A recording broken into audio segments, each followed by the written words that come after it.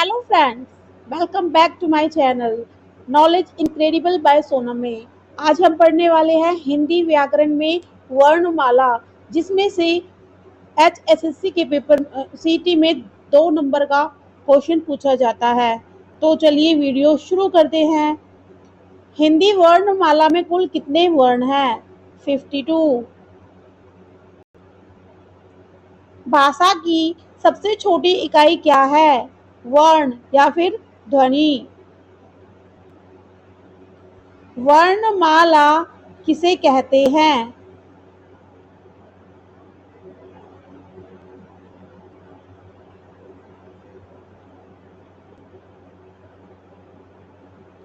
वर्णमाला किसे कहेंगे?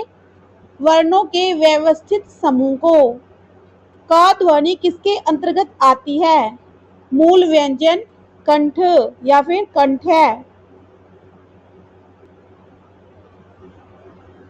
निम्न में से नासिक्य व्यंजन कौन सा है? न जो हमारा नासिक्य व्यंजन कौन से होते हैं?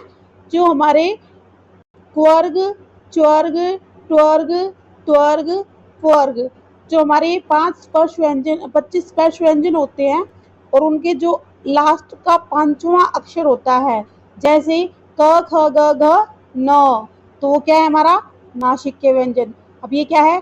च छ ज झ न, ट ठ ड ढ न, थ थ द ध न, प फ ब भ म। तो जो ये लास्ट के 5वां शब्द है वो हमारा क्या है? नासिक्य व्यंजन होता है। ए ऐ वर्ण क्या कहलाते हैं? क्या कहलाते हैं? कंठ तालव्य। हिंदी वर्णमाला में अयोगवाह वर्ण कौन से हैं? अंग, अह। अक्षत्र वर्ण किसके योग से बना है? क नीचे हलंत, यानी कि जिसके नीचे हलंत लग जाता है वो अक्षर कैसा हो जाता है? आधा। क हलंत धन श, तो ये क्या हो जाएगा हमारा? छ का संधि हो जाएगी। हिंदी वर्णमाला में स्वरों की कुल संख्या कितनी है? 11। निम्नलिखित में से कौन सा स्वर नहीं है?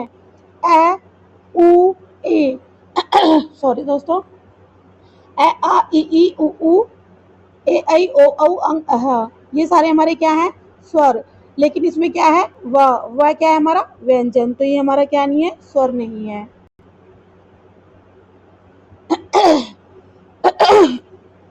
सॉरी दोस्तों।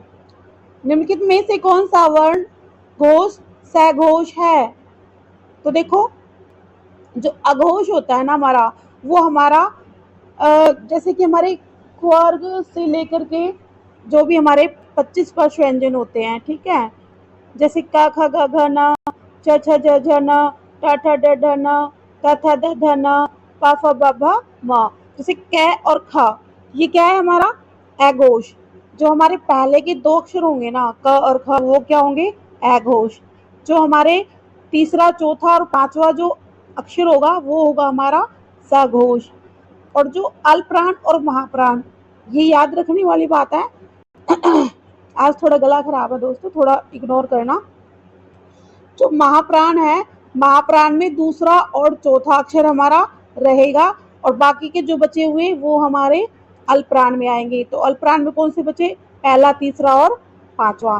तो आप बताइए, घोष वर्ण, घोष को हम सघोष भी बोलते हैं।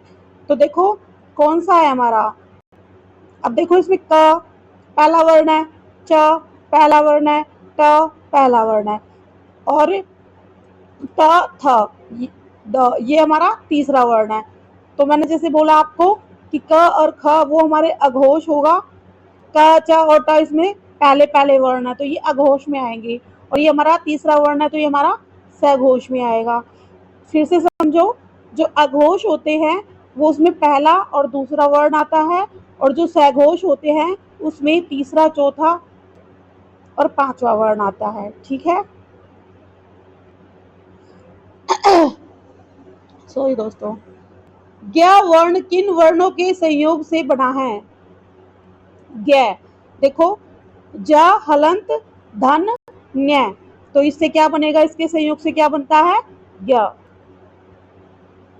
ये क्वेश्चन बार बार पूछे जाते हैं तो इनको थोड़ा अच्छे से याद कर लेना। वेरी वेरी इंपॉर्टेंट टॉपिक है ये। निम्न में से कौन सा वर्ण उच्चारण की दृष्टि से दंत नहीं है। देखो, अगर हम बोलते हैं त, तो हमारा जीव है ना वो त से लगती है, न भी लगती है, द वो भी लगती है, और ट बोलेंगे तो वो नहीं लगती। तो ये हमारा दंत नहीं है। आप एक बार बोलकर ट्राई करके देखो, आपको खुद पता लग जाएगा। हिंदी में शब्दों के अंत में ए आता है उन्हें क्या कहते हैं। जिसके हिंदी के शब्दों के अंत में ए आएगा उसको बोलेंगे अकारांत, और जिसमें आ आएगा उसको बोलेंगे आकारांत। ठीक है। क वर्ण का स्थान है, क वर्ण का उच्चारण स्थान क्या होगा, कंठ। देखो दोस्तों, मैं अभी आपको थोड़ा सा बता देती हूँ। जो हमारा पहला वर्ण है ना, जैसे क, तो वो क्या होगा, क वर्ग होगा, तो हम उसको क्या बोलेंगे, कंठ से। तो जैसे क ख ग घ न, तो हमारे क्या हो जाएंगे, कंठ।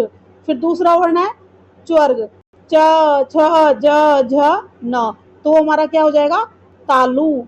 फिर है ट ठ ड ढ न, वो हो जाएगा मूर्धा।